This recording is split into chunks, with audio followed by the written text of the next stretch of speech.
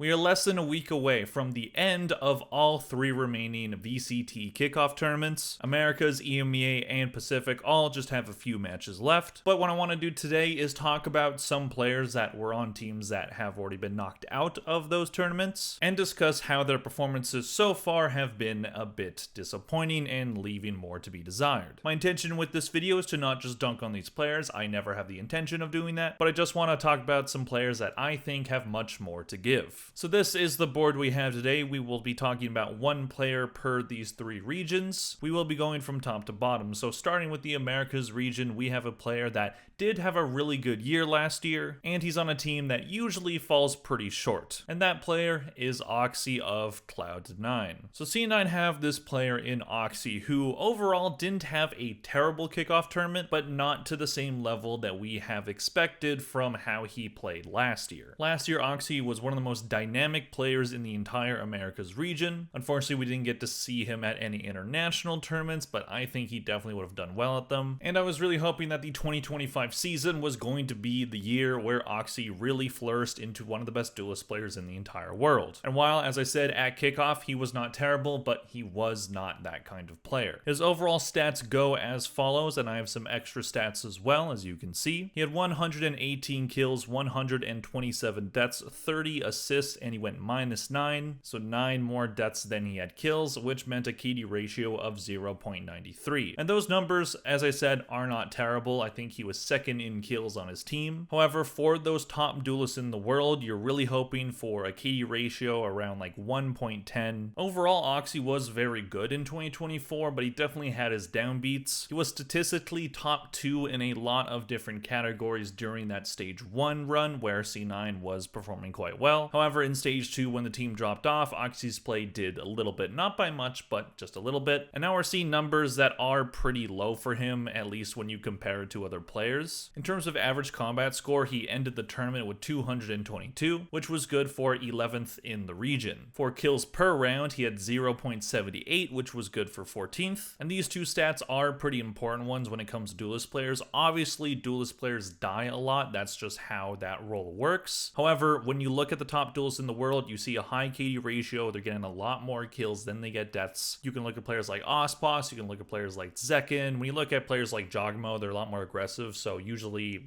like Jogmo's KD ratio is pretty even. But if you want to be considered one of the best duelist players in the region, you're gonna have to put up some pretty high numbers, and he's right around the middle of the pack when it comes to those numbers. At least when it comes to ACS and kills per round. When it comes to the death stats, it's a bit bad. FDPR is first deaths per round. He was at 0.22, which is first. At least it's first in terms of being bad, as in he's the highest in that category, but for that category, you want a number closer to 0. So he's technically last in that category, but I put it as first because he has the highest number, so whatever. In terms of deaths per map, he was at an 18.1, which was also first or last in that category. And again, duelist players usually die a lot, but when you're not offsetting that with getting a lot of entry kills, with being able to hold down a site really well, and just out-fragging everyone, then the deaths don't really matter as much. Unfortunately, his kills and that average combat score and stuff like that is not high enough to justify that amount of deaths. And this is further proven by the fact that he only went positive in 1 out of the 3 matches that C9 played, and that was against MIBR,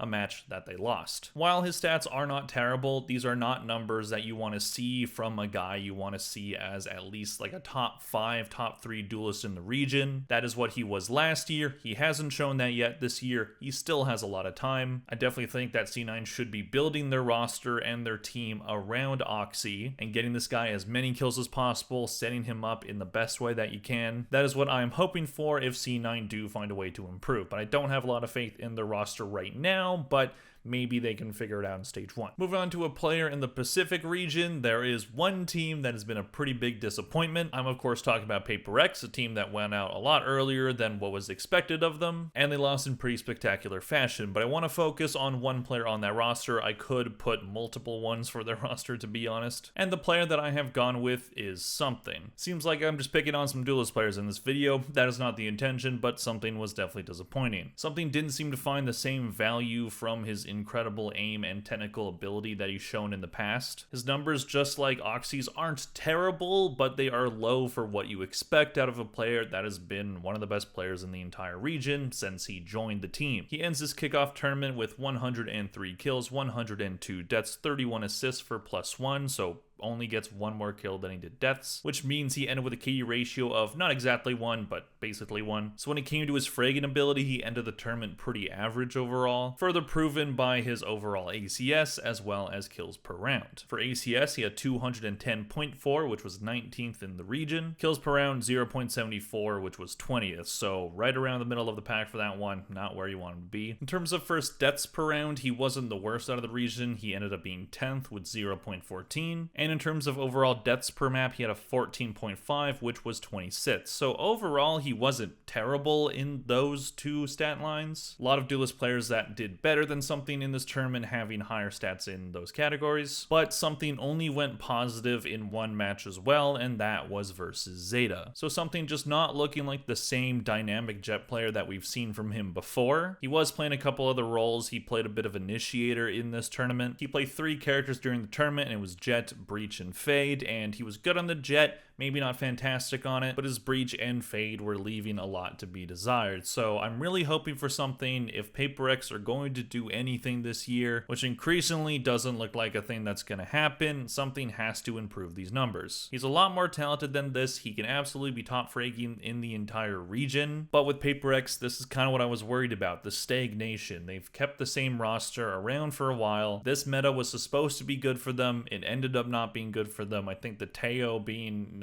thrown into the season like 2 weeks before it started, I think that kind of hurt them. But the map pool was supposed to be good for them, and players like Something and Jane and the rest of the roster usually have good individual performances, good enough to bring them to these international events, but they went out in a 13-1 map against DFM. That is just an unacceptable performance. You lose sometimes, it happens, but 13-1, you gotta do something else, man. Just like Oxy, I do still believe in Something. He is a great player, and if he's gonna flex to these other initiator roles like he's done in the past, maybe try some different characters. We'll see if he bounces back on the breeze and if his Jet can get to where it was in previous years. Again, I have faith in them, but in terms of the entire team, definitely starting to lose faith. Moving on to our last player to talk about, when it came to the EMEA region, there weren't a lot of standout players that I was super high on heading into the season that ended up having mediocre or average performances. So I did go with the player that I didn't have a ton of expectations for, but did end up having some pretty bad stats, and that player is Hero of Na'Vi. Now, Hero came into the EMEA League with Fnatic last year when Leo had to step away, and he did a very good job filling that role.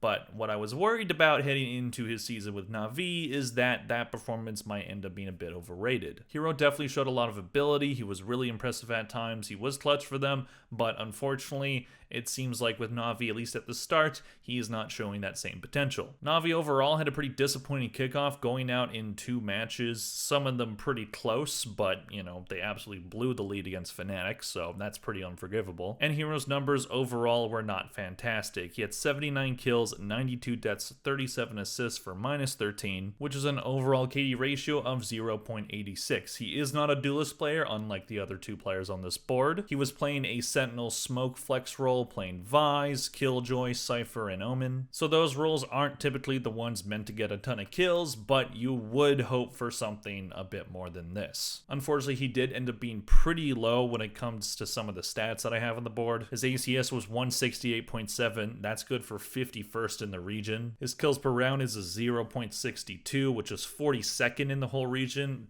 Keep in mind there were 61 players that have played in the kickoff tournament so far, and I didn't want to put the first death stat because his isn't that bad, but that's because he's not a duelist player. So I decided to go with clutch percentage. He was in 17 clutch situations. He only won 1 of them. That's a 6% clutch percentage. That puts him at 50th overall in that category, so very low. Not finding value in those do or die clutch clutch situations that maybe he was doing more on Fnatic. In terms of deaths per map, he finds himself around the middle of the region at 36 with a 15.3, so that's not terrible. And in the 2 matches that he played, he only had 3 maps where he went positive. So Hero isn't the player that should be putting up the amazing, incredible, high-flying stats that you see from some other players. But when you have a deep team, you have players like Hero putting up those solid performances. I do think they have an interesting roster, but performances like Hero's make me feel like my concerns of him not being able to repeat what he did on Fnatic feel a bit validated. I do hope him and Na'Vi find a way to bounce back. I think Hero, when he's useful, can be a very good player, but I do fear that him getting the opportunity on Fnatic last year maybe put him a lot higher on some lists than he would have otherwise. But we will see. All 3 of these players can have bounce back stage 1s. I am expecting it from at least Oxy and something. We'll see where it goes with Hero and any other player that ended up underperforming. These last 3 weeks of kickoff have been very interesting when you look at player performances and some players that were expected to be very good. There were other players I could have put on this board, maybe some with higher expectations. I could have put Verno when it came to the Americas one. He did not have a good tournament, but I went with Oxy because I've recently talked about Verno, and Oxy I'm expecting to be